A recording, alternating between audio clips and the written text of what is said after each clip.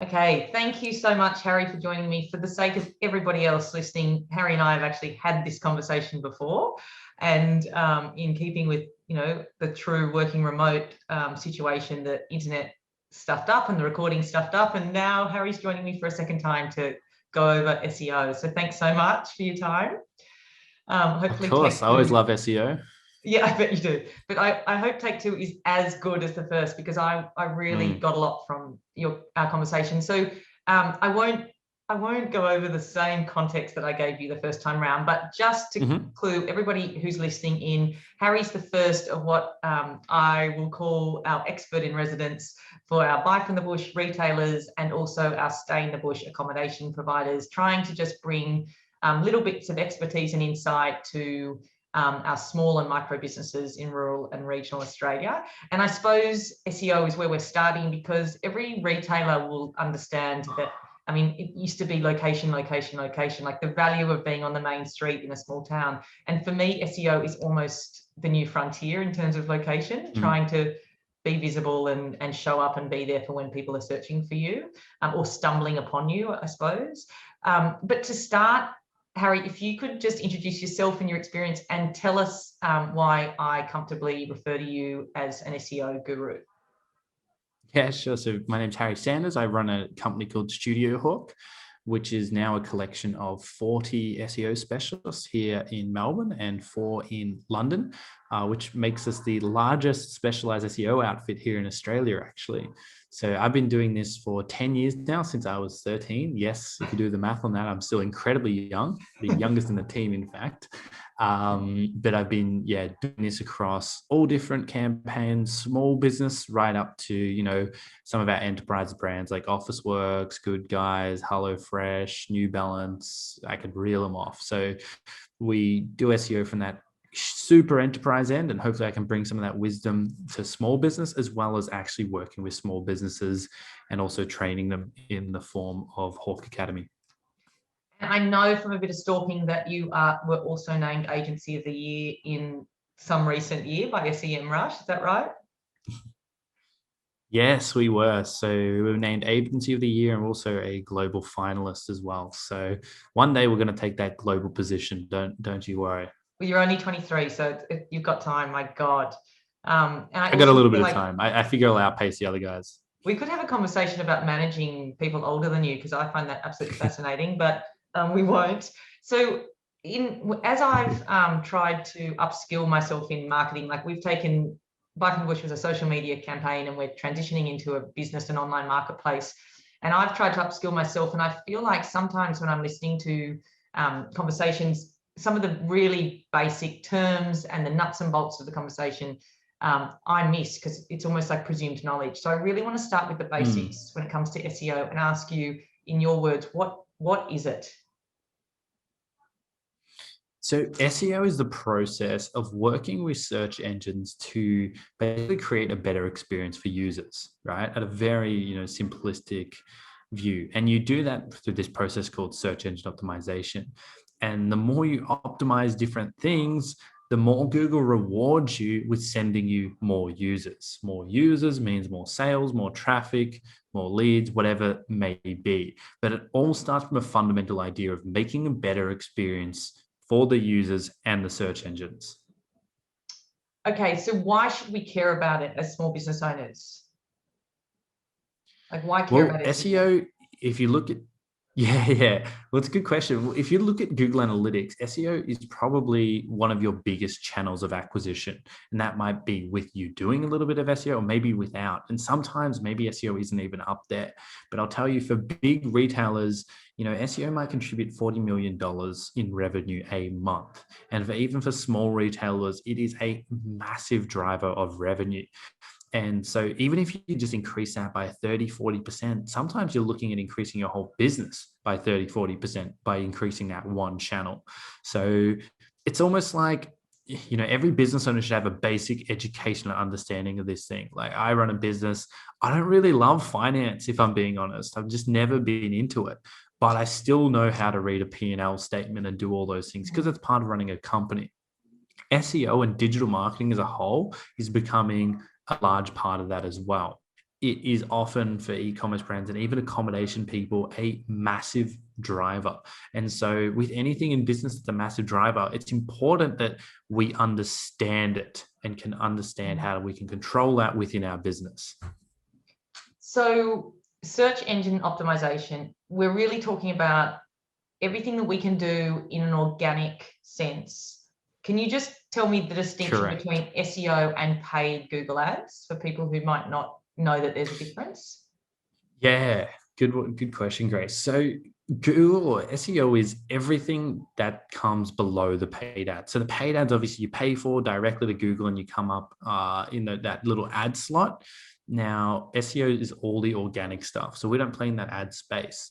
About 18% of people click those ads, and it's dwindling because people hate being sold to, Grace. It is a fundamental idea that if we see an ad, our conversion rate's lower, our click-through rate is lower. Whereas those organic results are capturing, 80% of the traffic, purely because most people don't even know SEO exists. And so they click below the ads, they click on the first organic result, and they feel like, it's a little magical part of us that feels like we found that thing. We don't feel sold to because we feel like we found it. And so that's kind of how SEO works. Yeah, I mean, I think it's a trust thing too, because I was thinking about this after we spoke the other day. As soon as I do a search, I just immediately scroll. I scroll past the ads because I don't trust that what I really want is lying in an ad. Whereas if, that first or second listing after the ads are the ones that I think are going to be, and that's, Google's algorithm working for me, I suppose, giving me the most relevant listing. And it became so clear after I spoke to you the other day that I've already trained myself to scroll past ads. It's amazing. Yeah, exactly right. And so it's crazy how, from a psychological level, we interact with ads and engage with, SEO is a marketing discipline. Guys like us and the broader team around me are trained in how we work with users and search engines to do that. But most people will never know and therefore feel like they're more trusted results. Yeah. So another fundamental term we hear, and I suppose there's a lot of presumed knowledge when it comes to keywords. Can you just tell us what are keywords? First of all, tell us what they are. Yeah, sure. So keywords are, I almost think of them as phrases. So a keyword is something like best place to buy groceries. Now, that's a keyword or a key phrase, you could say. And then that's going to have a certain amount of searches per month. And it's also going to be what we call a long tail keyword because it's 4 words or longer. And 50% of all searches in Google are actually 4 words or longer and are a great place to start if you're a small business because there's a lot less competition. It could be as simple as groceries, that's a keyword, or buy groceries. They're all examples of keywords. But that first example I gave is the only long tail keyword out of those ones. And when you say there's less competition, so what we're talking about is people, all the different offerings or products out there on the market, all wanting the same keyword. But if you had 4 or 6 words in a sentence, it's less competitive to kind of secure your visibility across those 6 words than it is just one. Yeah, oftentimes, because it means you can get more targeted with the content that you're developing for those keywords. And it also means that less people are probably going after them. But it means you got to look at the volume of those keywords as well. And you can use tools like SEMrush or Answer the Public to look at this volume of how many people are searching it. Because if less than 10 people are searching for something, it's probably not worth crafting a bunch of content for. But you might be surprised how many people do search for things. We call this data-led marketing, which is a newish kind of term that we use when it comes to SEO. And it's because, Grace, humans suck at understanding objective decisions. We're just not very good at it. And I do this a lot when I do presentations. I put up 2 different brands on the screen, JB versus Officeworks, and I'll say, who do you think's got more searches per month? And it's always a room divider. You might be listening at home going, oh yeah, it's JB. Well, no, in actual fact, it's Officeworks. And they have probably double the amount of volume as someone like JB Hi-Fi. And why that's interesting is because as humans, we're not good at objectively making a decision. We'll pick whatever brand we've heard most recently or what we deem to have more traffic, whereas computers and machines will actually analyze how many searches each of these brands have per month. And so we can use that data, or what we call volume of how many people are searching, to then decide what keywords we want to target and produce content around. Okay, so if people are wanting to, they think they know what their kind of value proposition is, they think they know what their keywords are, but they want to check, they can use SEMrush, which is what, so it's, they go and kind of find out what's trending, and Answer the Public was another one. And is there, do they just start with a bit of an audit themselves on what they think is unique to their business? Or is it really about going to these platforms and just finding out what's like what other people are looking for, searching for, and trying to build your offering around those search phrases? Yeah, so with SEMrush, you can put in your URL and it will come back all the things you're already ranking for and how much volume already has, which is super cool to look at. And it's a cool party trick when I talk to a business and pull up their SEMrush and literally name all the different services that they're trying to rank for. But it also gives you an understanding of what Google thinks you do currently. And then you can start kind of using those keywords, looking at the trends of them and analyzing, well, what other keywords do I now want to rank for? And that's a good starting block. You can do a trial with SEMrush, or you can use a free tool like Answer the Public to just put in broad terms of what you might want to rank for, what you think a customer might search for to find your business. And then these tools are smart, so they'll actually, if they think that you're suggesting terms that no one searches for, it'll start looking at terms that it thinks people will search for to find your business. So the software and the technology here is super sophisticated and really cool to see. Okay, so apart from keywords, another term we always hear is backlinks. Can you explain backlinks for us?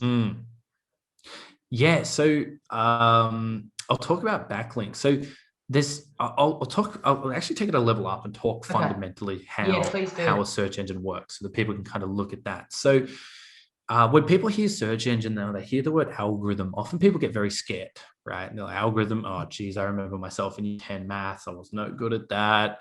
I can't remember Pythagoras theorem. Don't worry, it's none of that. It's almost about a minute ago for you. It's just, if you can't remember, what that's it. That's it. Wasn't that long ago. Still forgot.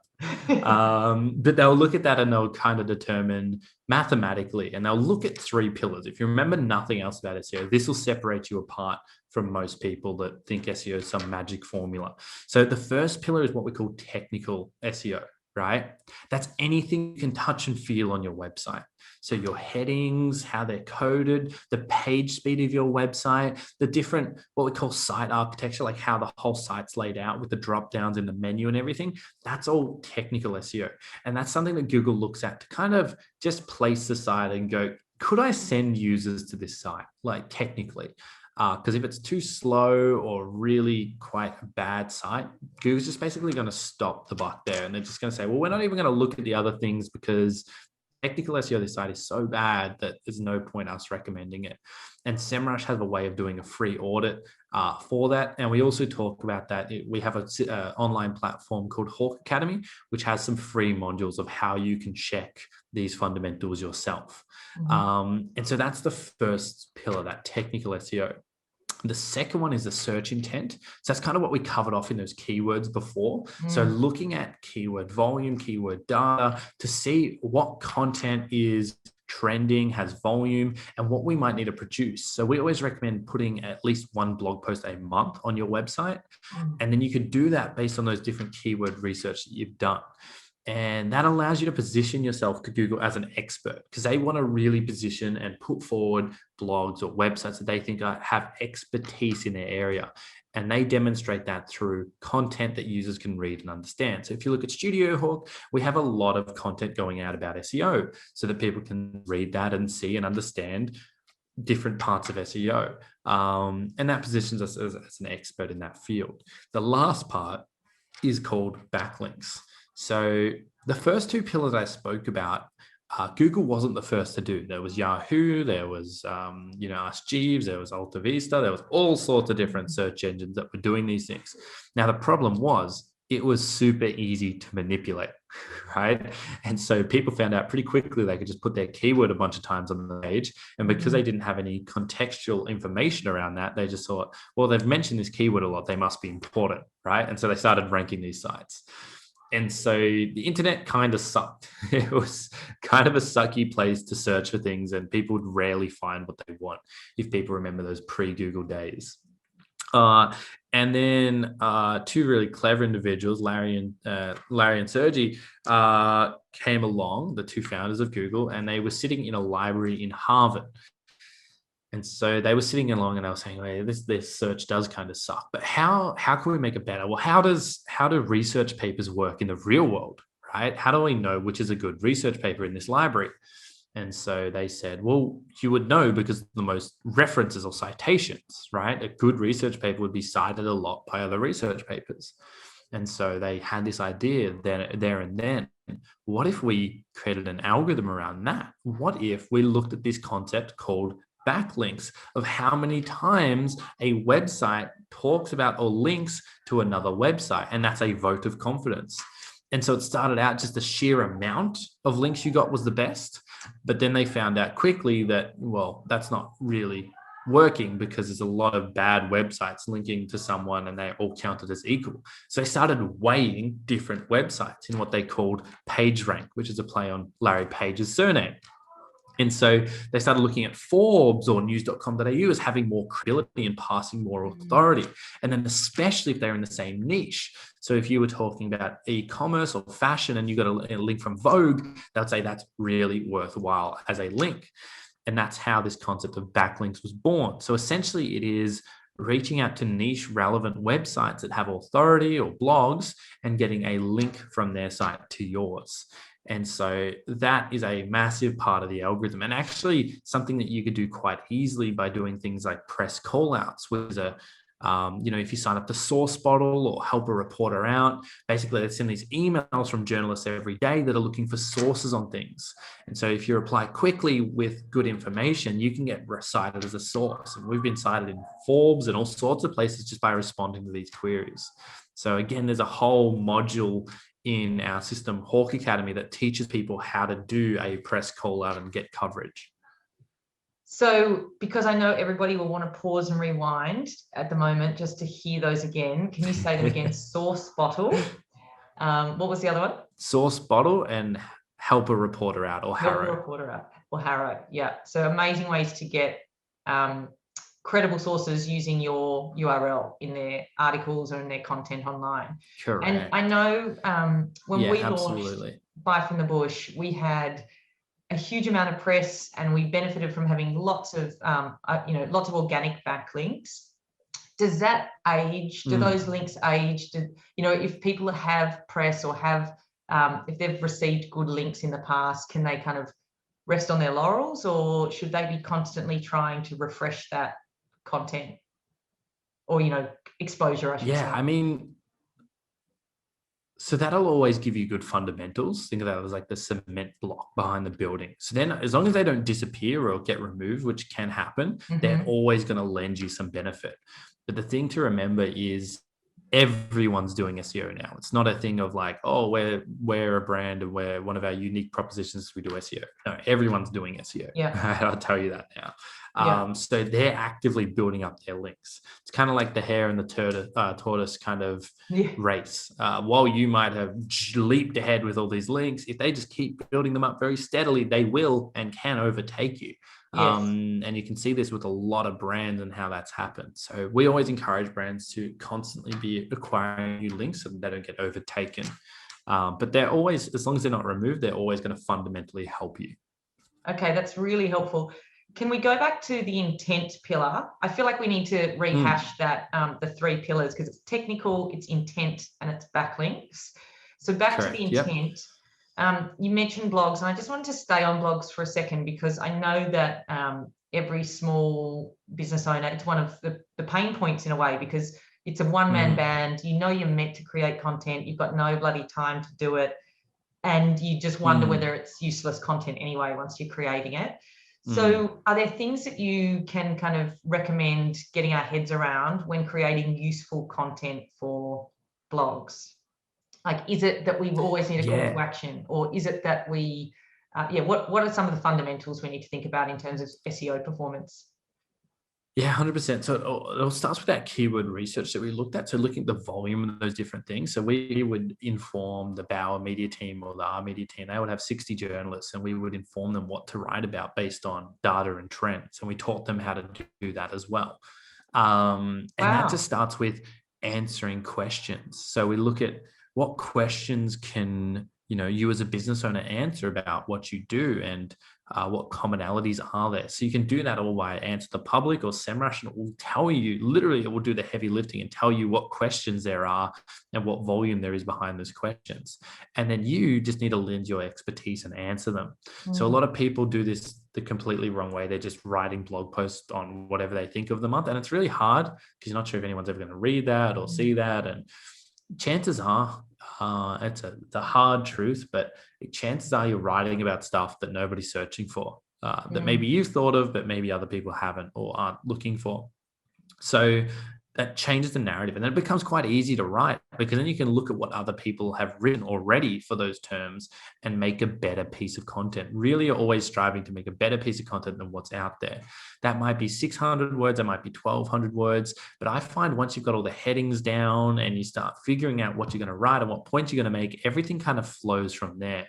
The other advice I would give as someone that writes a lot of content is don't put it in your calendar for a Monday afternoon or a Friday afternoon, after you got everything else done. Chip away at it throughout the month, right? Okay. Come up with your structure, your headings, your plan, and then maybe create, one part of it, every couple of days. And when you got a spare moment or when the mood strikes you, and that way, before the end of the month, you've got this great piece of content that isn't rushed out, because people can tell out when you've rushed out content. And if you're just rushing out content, you may as well not do it. It's got to be really strong, credible sources. And regarding the call to action stuff, I wouldn't even worry about it. You're trying to help people educate or learn about something. You don't need to sell them at every point of the way. Because when you do that, people, again, they feel sold to. People will buy from you if they feel educated from you, and if they feel like you're an expert at what you do, whether that's a fashion, online fashion brand, whether that's a accommodation provider and you show expertise around the area and different things that they can do, or even just about different things to look for when picking accommodation. They're the different things that will get you customers. I think that's really one of the things I've only recently wrapped my head around researching SEO is that it's really, when you say better content, like you want to strive for better content, it's really about relevant content. It's about kind of meeting, correct, like, or solving your customers' problems through your content. And it makes a lot of sense once you think about it in those terms. But for e-commerce, it made me pause when I thought about, okay, I understand it needs to be relevant content, but what does that mean for an e-commerce operator? Like, what does relevant content look like for them? Yeah, so relevant content means, before we started with working with Officeworks, all their category pages had no text. Their product pages had very little. Relevant content for them, they still should be doing a blog, and we do buying guides with Officeworks, which are very successful about different things that, buying guides on gadgets, buying guides on back to school. And people love reading and consuming that stuff, but also just content around their category page and content around their products and what makes them unique. That's the kind of stuff that people really, really want to see. And for Officeworks, that one change in putting text on their category level pages made a massive difference to their SEO. That's amazing. So you mean under the page titles, you want some copy that's really powerful copy. Is that what you're talking about? Yeah, correct. Yeah. Just like a few sentences. So if you go on the Officeworks website and you click on education or any of those categories, you'll be able to see exactly what that looks like. Yeah, okay, that's really helpful. And then, so if we think about our other listener who are, a service-based accommodation offering, what does relevance look like for them? Having relevant content. Relevance for them, building out your about page with your expertise, your awards you've won, different things that you have in that area, and also having that blog. If you're a plumber, blog about common plumbing problems and stuff. A lot of people come to me and say, oh, I don't want to write about that because my customers go and do that. Chances of these people doing that are slim to none. We write about all sorts of SEO problems, and I'm sure maybe one or two, people have read that and done it. But for the most people, and they were never going to be customers anyway, But for most people, that's just brought us in new customers and new brands that have read about it and gone, oh, this is out of my depth.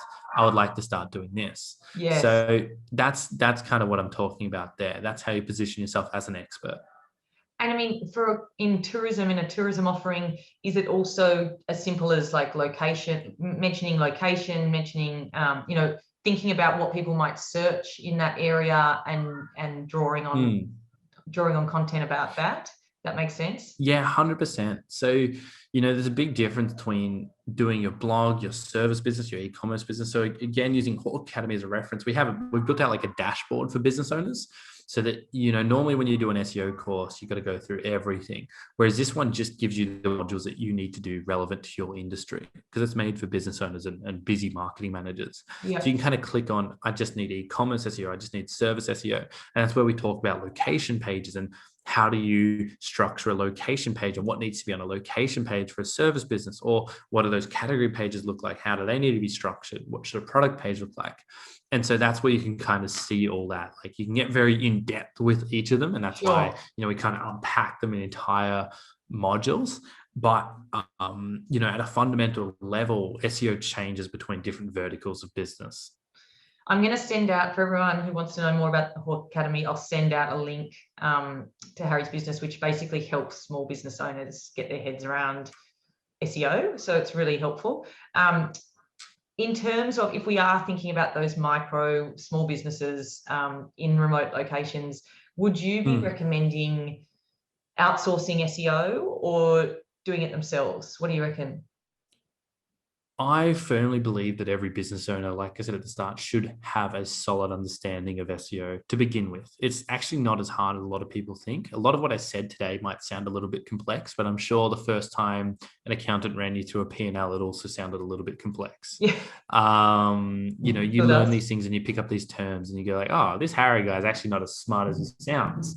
And so you can kind of go through and learn these different definitions. And I've tried to keep it at a level that people understand. But it's always hard when you've been doing something for so long to know what someone might know versus what they might not. Of course. But I do think that people should be starting this out themselves. They should learn how to build up some basic SEO, how to write a blog post, how to, fix some of these minor technical issues. It doesn't require coding, it just requires moving things around a little bit. And then once you get to a certain point, once you start getting some business through SEO and you want to increase that or take that to the next level while you focus on other things in the business, that's when you might consider hiring an SEO agency, an SEO specialist to actually go through and increase that. And they're the best kind of campaigns we see. But before then, it might just be too premature and you're spending money you probably don't need to on things that you could do yourself. So in light of that, can you finish this sentence for me? If you only did one thing when it comes to SEO, what would that be? You must do. Yeah, and so that's I always love that question, and it's always I always use the analogy when people talk to me. I get asked a lot. In fact, I did a presentation last night on e-commerce SEO here, and we always get asked the question: if I just do one of these pillars of SEO, which one should I do? And I always say, well, it's like building a three-legged chair and saying, if I only have one of these legs, which one's the most important? They're all very important. Now, if you look at one thing, truly one thing, not one pillar, but one thing you must do in SEO, it really is about looking at the site, making sure that it loads fast, that it's mobile friendly, that someone would reasonably land on this site and go, yeah, this is a good experience. And actually having some awards or expertise displayed on that site. So a good way of checking all this really easily is doing what we call a site command. So if you type in SITE semicolon, and then you paste your URL with the full .com.au and everything in there, what it will do is it actually fetch back every single page your website has in the Google index. Super handy trick. And you can look through that and see how Google's fetching your site. And if those titles are relevant, if the descriptions are relevant, and even if it's the right pages you want to see in the index. And then you can kind of start digging in deeper from there. But that's the one thing that I always do when I'm doing an audit or something, just to check where everything's at. And it's really the one thing that if you're not going to do anything else, you should do that. So Okay, so site, semicolon, your full URL. That's as simple as that. Yeah, Amazing. that's it. And then it'll come back to Google results and just your site. And then you'll spend 5 minutes going through everything, and then you'll be a lot wiser for it. Okay, amazing. So I suppose, I think you've answered this, but I really want people to understand the end goal when it comes to SEO, and what high performing SEO strategy looks like. So can you just tell me how you would define a high performing SEO strategy? Is it simply being on the front page of Google? Like, is that the end goal? So not just the first page of Google, because a lot of the common scam with companies is they'll be like, we'll get you on the first page of Google for these keywords. And then you look at the keywords, and now you've gone and learned how keywords work. You'll see that these keywords have no volume and thus no competition. So it's easy to rank on the first page of those keywords. What you actually want is organic traffic and keywords that you're on the first page for that have volume. So that's what you need to look at. That's the name of the game, because once you have rankings, then you get traffic, and traffic brings conversions. They're the three things you need to look at when evaluating SEO success. And that really looks like doing all the technical work, building out all those backlinks, and creating that content. That's what a great SEO campaign looks like at a very simplistic level. Right. So just, sorry, can you go over that? Because my next question was how to track performance. It's traffic, and I know it's conversion, but what's the other one? Positions or keywords. Okay, yeah. And so if we were trying to find out how we were performing in each of those, I suppose, segments, how would you do it? Where do you go? So to look at your position, you can use a tool like SEMrush, which will track all your rankings, or you could also use Google Search Console, which is a free version provided by Google. It's not perfect, and Google does fudge the numbers a little bit in typical Google fashion, but it will give you a general indication of things are heading up or down. And then you want to start considering as well, looking at Google Analytics, which will actually report on your traffic and your conversions if you're e-commerce or if you've got goals set up. And we talk about that again in Hawk Academy if you're not sure how that works or you're not sure how to read an analytics report. And then you can kind of filter down to just looking at organic traffic and seeing how that's going. And that gives you the final piece of the puzzle of how my campaign's performing. So on the Google Analytics dashboard, is there one particular thing that we should just be really frequently monitoring? And also, how frequently do you monitor SEO performance? Obviously, best practice, it's probably all the time, but for a small business owner, what do you recommend? Honestly, I would say for most businesses, like if you're not an SEO specialist, look at it monthly. Do not make the mistake of looking at it daily or weekly, because SEO doesn't happen daily, weekly. The only thing you'll find is if everything's dropped off a cliff and you've changed something drastic. But that shouldn't happen if you're following, some kind of structured guide or overview and not just changing things willy-nilly without knowing. So you can just look at that monthly and see, is that going up? Is it going down? What do conversions look like? And you can see that in Google Analytics. If you look at the dashboard, you head over to acquisition and then channels. And then that will break down all the different channels, like social, direct, organic. Again, if that's not making any sense, we cover that off in a video. But that's where you will look at that organic performance to see how things are going. You've just triggered a thought. I got a specific question from one of our businesses to ask you, which is they're wanting to transition from one web page or one website to another. They're going from one, like from a Shopify to a WooCommerce, I think, something like that. They're worried about whether their organic performance will take a nosedive. Is there anything they can be aware of, or anything they can do to mitigate risk? Is that a thing? What would you say to that? Yeah, that's a massive thing. And it's a very common myth that if I change my site, everything will tank. Now, that's true if you don't do anything. If you don't do anything or change anything and just change the site, go live with a new one, things are going to tank. It's a very dumb way of going live with a new site. But there's a lot of stuff you can do. We call them 301 migrations, which is basically telling Google which URL is now where, and different checks on the site to make sure that that's what we call a site migration is going to go smoothly. So again, we have a whole section called how to do a site migration, which shows you how to set up the spreadsheets, do the tracking in Google Analytics, and actually set up these redirects so that you can move a site without having any organic traffic loss and even seeing a possible gain. Okay, that's amazing. Thank you. I suppose I've kind of come to the end. I feel like you've answered a fair amount of those fundamentals and some of the helpful resources that we can go to. For anybody, obviously Hawk Academy is an amazing resource that I'll send the link to.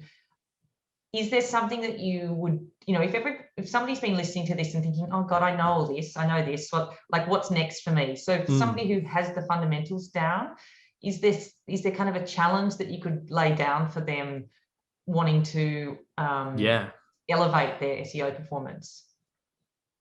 100%. So if you feel like covered across everything I've spoken about today, there's also a quiz on Hawk Academy that'll take you to some of the more intermediate different modules on international href-lang setup or schema markup, all complex ideas of SEO. If you score 25 out of 25 on that quiz, as far as I'm concerned, you are like an SEO specialist, and you should be looking at forums, publications, or maybe you want to come work at Studio Hawk. But there's different places that, an SEO specialist might learn things like different forums. But for most small businesses, I would stay away from SEO forums because really they're just kind of talking about complex tactics that you probably don't even need to know of. I need to know, again, coming back to that P&L statement, I need to know all the different things of P&L. I don't need to know a lot about EBITDA multiples for publicly listed companies. That's not relevant to me unless I'm doing finance for publicly listed companies, which hope to God that I never am. So, that's kind of how I look at that to compare to if you're on an SEO forum all day, every day. Okay. Yes, schema is something really interesting that I have heard about before and I want to look into more. So thanks for that reminder. I did also have another question from somebody about images, Google images, and how much they need to care about that, how they can optimize their website images for Google. So images, I would optimize from a page speed perspective. You could definitely do a lot of work optimizing them for page speed, and you can use a tool like GT Metrics to actually have a look at what images are too big and what need to be compressed. Okay. But if you're looking at how do I get images in Google Images, I wouldn't worry about it. A lot of people, no one really searches in Google Images when they're looking to buy or learn something. They're really just looking for images to use on their blog or save. If you think about it, whenever you ever search for something in Google Images, you're really just looking for photos of something. And so unless you're like a image repository site, like a Pixabay or something, I wouldn't worry about trying to optimize for Google Images outside of trying to make them load fast. So for the load time, is there a recipe for that, or does it differ depending on the site? So for Shopify and WordPress, there's different plugins that you can use. There's one called EWWW, which is a compressing tool on, I believe, WordPress and Shopify. But there's so many of them. They're just basically image compression tools that help you compress these images to load faster. Okay, thank you. That's really helpful. I know somebody was wondering about that. It's been so useful. Thank you very much. I heard you on a podcast. That's how I got hold of you. I heard you on the Small Business Big Marketing podcast. Do you have your own podcast, or do you have a podcast recommendation for everybody listening? To be honest, I don't have my own podcast. I'm probably not going to do that for a long time. I'm more than happy being a guest and doing all that stuff. Podcast recommendations. Play into SEO? If you can play it from an expertise perspective, absolutely, you could have that on your website as like a place to demonstrate your expertise. Podcast recommendations, Small Business Big Marketing I like, but actually a book recommendation that's got nothing to do with SEO that I think that people should read is a book called Giftology. It's a short read, an hour and a half read, but it will change your idea of gratification and also how we give gifts. So if you want to go down that rabbit hole, it's something that I make every member of my team read, because I think it's a great way if everyone could be a little bit more generous, then we'll be in a better world. I have proof that you live by that, because you've given up your time a couple of times for us now. So thank you so much. I'm sorry about terrible technical abilities. And yeah, I think people will really have enjoyed this. And I know it's the very fundamentals for you, and you've probably gone over it 1,000 times, but I believe, having these enabled and empowered small businesses in the bush will help to crisis-proof our communities going forward. So it's really important. I strongly believe that. And I think that, I love every part of SEO, whether that's the fundamentals or the advanced stuff that I'd speak about on a stage in London. And truly, it inspires me to think of a lot of small business owners learning this stuff and making a name for themselves in the e-commerce world. So go out there, apply these tactics, and if things are working for you, I'd love to hear from you. I always love different case studies and different examples, and I'll probably get one every day or every couple of days at this point in my inbox. And it always cheers me up, gives me a bit of those warm and fuzzies in the morning, knowing that, even if they're not clients or working with us, they're starting to see the magic that SEO brings. Oh, great. You're passionate. There's no doubt. I love it. Okay. Thanks, Harry. And thank you, everyone. Thank you so much, guys. Fingers crossed this worked.